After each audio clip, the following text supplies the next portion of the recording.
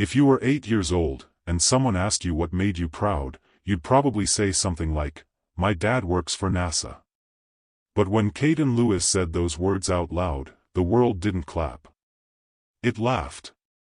It didn't ask questions. It doubted. It didn't listen. It dismissed him. It happened on a Tuesday morning at Franklin Heights Elementary in Fresno, California. A beige building with squeaky floors and PTA posters from 3 years ago still clinging to the walls. It was career week, and Ms. Harper's third-grade class was buzzing with the kind of excited chaos only kids and cupcakes can create. But that morning, it wasn't Ms. Harper leading the class, it was Mr. Carlton Brandt, the PE teacher filling in temporarily. Early 50s. Ex-football coach energy. One of those adults who still think sarcasm is a personality trait. Polo shirt tucked into jeans. Clipboard always in hand.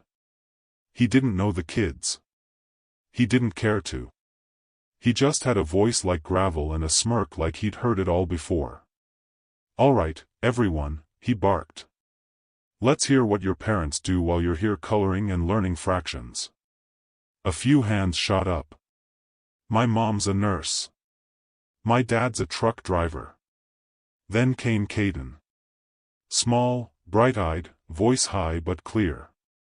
He had practiced this line at least a dozen times in the mirror the night before. He even wrote it down, folded it into a triangle, and tucked it into his pencil box for extra courage.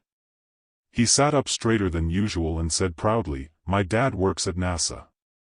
He designs communication systems for spacecraft." The room fell quiet, but not the kind of silence where people are impressed. It was a pause filled with air about to turn cold. Then Mr. Brandt scoffed, an actual scoff followed by a loud, drawn-out, performative laugh that bounced off the classroom walls like a slap. "NASA, huh?" he said, cocking his head, lips curled. "Well. Excuse me, we've got ourselves a little rocket scientist." The class erupted in giggles. Someone made a whoosh sound and mimicked a rocket taking off. But Mr. Brandt wasn't done. "Next time, Caden," he said, shaking his head with mock sincerity, "how about something a little more realistic, yeah? Maybe a mechanic. Or, I don't know, a YouTuber." More laughter. Someone whispered, "Liar." Caden just sat there. Still.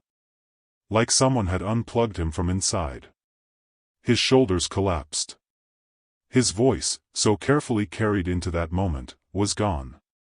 He looked down at his desk, blinking fast, like maybe if he didn't blink too slow, he wouldn't cry. But inside? He wasn't just embarrassed. He was humiliated. Betrayed. You see, Caden didn't guess his dad's job. He didn't say it to sound cool. He said it because it was true. His father, Dr. Malcolm Lewis, was a systems engineer for NASA's Artemis Lunar Communications Project. Every morning, he kissed Caden on the forehead, grabbed a black coffee, clipped on a lanyard with his name and the NASA logo, and walked out the door to a job most people would only dream of.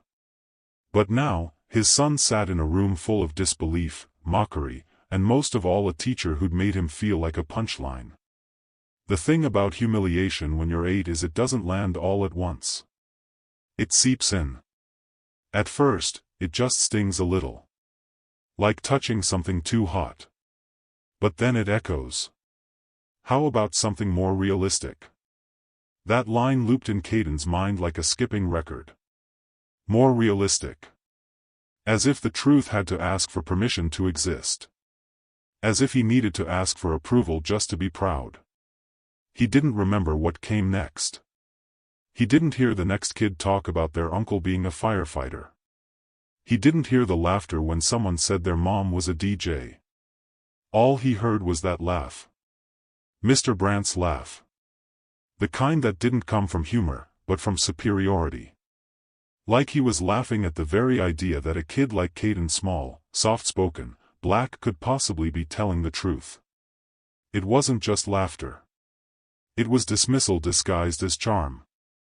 It was mockery wrapped in adult authority. And it worked. Because no one stood up. No one corrected the teacher. Not even Miss Harper, who returned from her meeting 15 minutes later, oblivious to the small crack that had just been carved into Caden's confidence. At recess, Caden didn't run. Didn't climb. Didn't talk. He sat at the far corner of the playground, under the shade of a dry, creaky elm tree that always dropped bark like tears. His unopened juice box sat beside him. He stared at the gravel, toes drawing slow circles in the dust. The drawing he had spent hours on the night before, a cartoon of his dad standing next to the Lunar Gateway satellite, was now crumpled and shoved to the bottom of his backpack.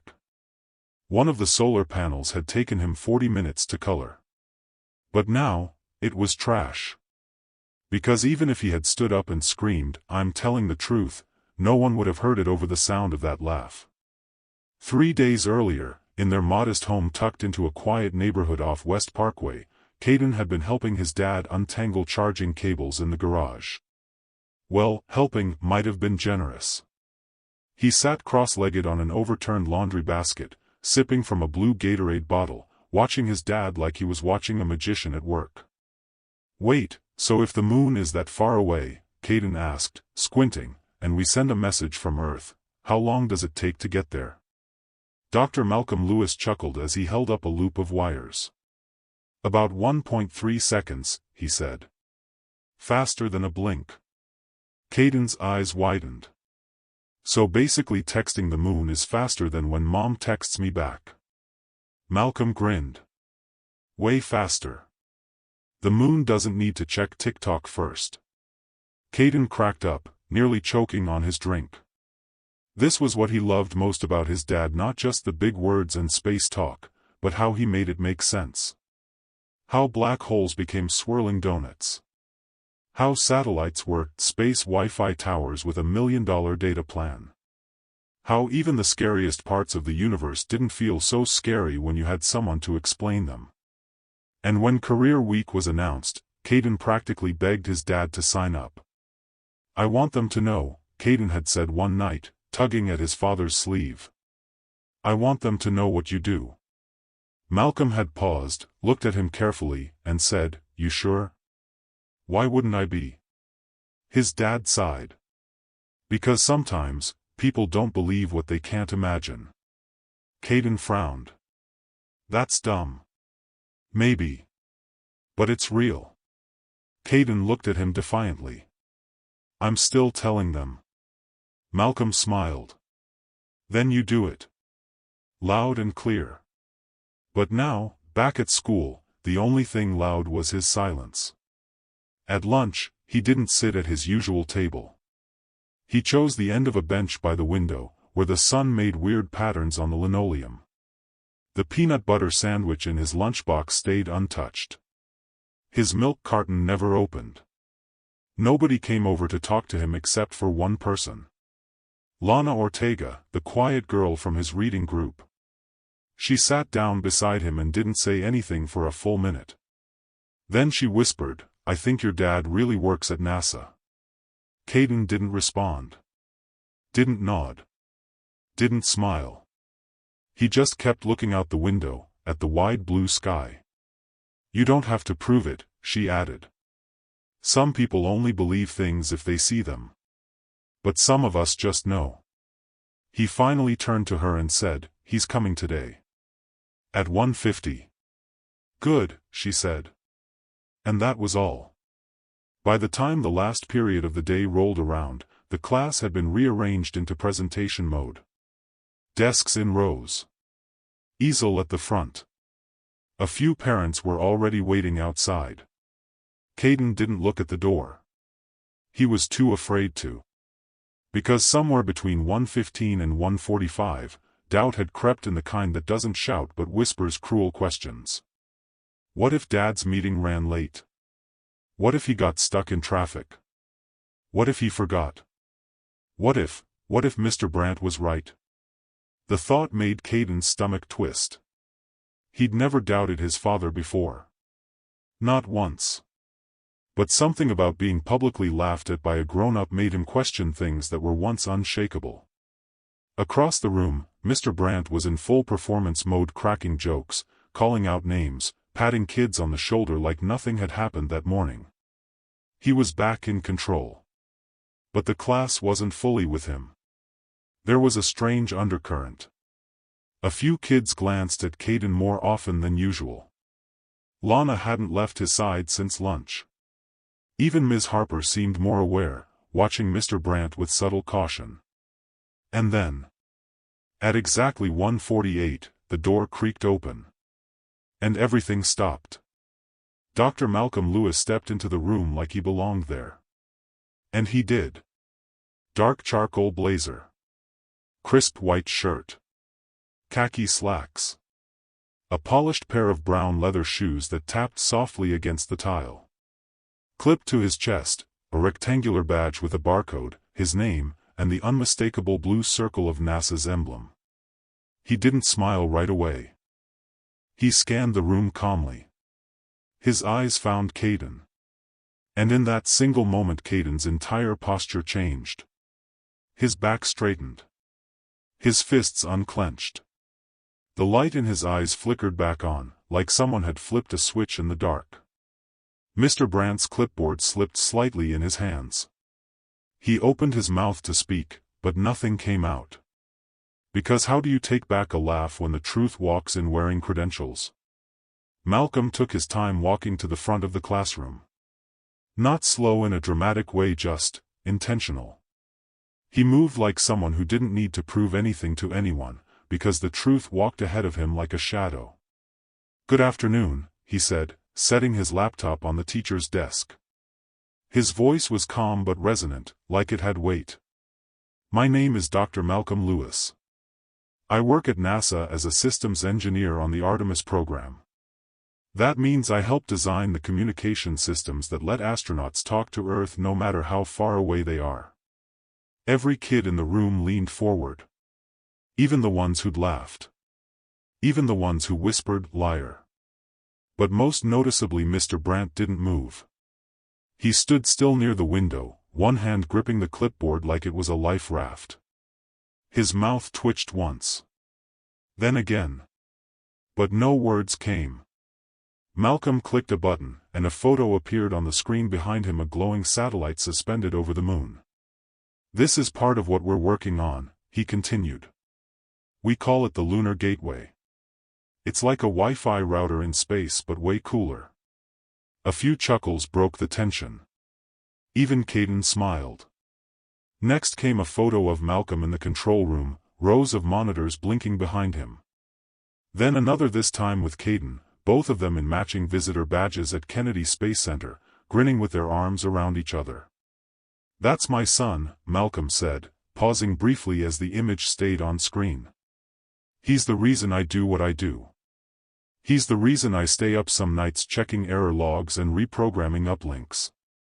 Because I want him to know that space doesn't belong to one kind of person. It belongs to all of us." The room went still. Not silent like before, but thoughtful. Moved. And then Malcolm glanced sideways, only briefly, in Mr. Brandt's direction.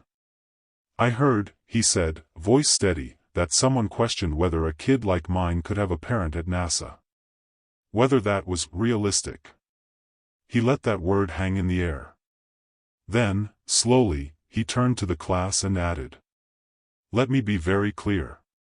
What's realistic is what you make real. Not what other people allow you to dream. If someone tells you otherwise, especially someone in a position of power, you don't shrink. You speak louder." He looked directly at Caden. "And even if your voice shakes, you still say it." After the presentation, Malcolm closed his laptop. The class clapped, not politely. They applauded. Kids raised their hands with questions. "Have you ever touched a spaceship? Did you meet an astronaut? Is there gravity on the moon?" Malcolm answered each one patiently, making science feel like magic and reality feel reachable. He never once mentioned Mr. Brandt by name. He didn't need to. Because everyone in that room remembered what had been said. And everyone could now feel the shift. Even those who didn't understand why it felt so important, felt it anyway. When Malcolm left after shaking a few hands and thanking Miss Harper, Caden didn't run after him. He didn't need to. His dad had already said everything that needed to be said. But what Caden did do was finally look at Mr. Brandt. Not with anger. Not with vengeance. But with something stronger. Clarity. After the final bell rang and the students began packing up, Mr. Brandt walked over. His usual confidence was gone. Shoulders hunched slightly. Voice quieter than usual. "Caden," he began, "can I have a second?" Caden looked up from his desk, blinking slowly. "Yeah. Mr. Brandt scratched the back of his neck. "I want to say that earlier, I made a joke. One that, clearly wasn't funny. And I'm sorry." Caden didn't nod. Didn't try to ease the tension. He just said, "You didn't believe me." Mr. Brandt swallowed hard. "You're right. And I should have. I should have known better." "You laughed like it was a joke." "I know. I wish I hadn't. You deserved better than that." Silence. Then Caden asked, softly but firmly, "Would you have laughed if someone else said it?" Mr. Brandt flinched, just slightly. "I don't know," he admitted. "Maybe not. And that's part of the problem. I'm still learning." Caden nodded once. Then picked up his backpack, slung it over his shoulder, and walked toward the door. Just before stepping out, he looked back and said, "My dad doesn't need to be more realistic. You do." And then he left. Later that night, after brushing his teeth and climbing into bed, Caden reached into his backpack and pulled out a piece of paper that had been folded into a small rectangle. He didn't know when it had been placed there. He unfolded it slowly. It read, "Caden, I was wrong. Not because your dad showed up in a blazer with a badge. But because I should have believed you when you said it the first time. Kids shouldn't have to prove the truth. They should be trusted to speak it. Keep dreaming big. And keep saying it loud even if some adults forget how to listen. Mr. Brandt." Caden stared at the paper for a moment, then folded it back up. He didn't put it on the fridge. He didn't tell his parents about it. He just slipped it into the back pocket of a notebook labeled Dream Journal. And went to sleep knowing something important: he had told the truth. He had held his ground. And the truth? It didn't need props. It didn't need proof. It just needed one brave voice willing to speak it even when no one else would.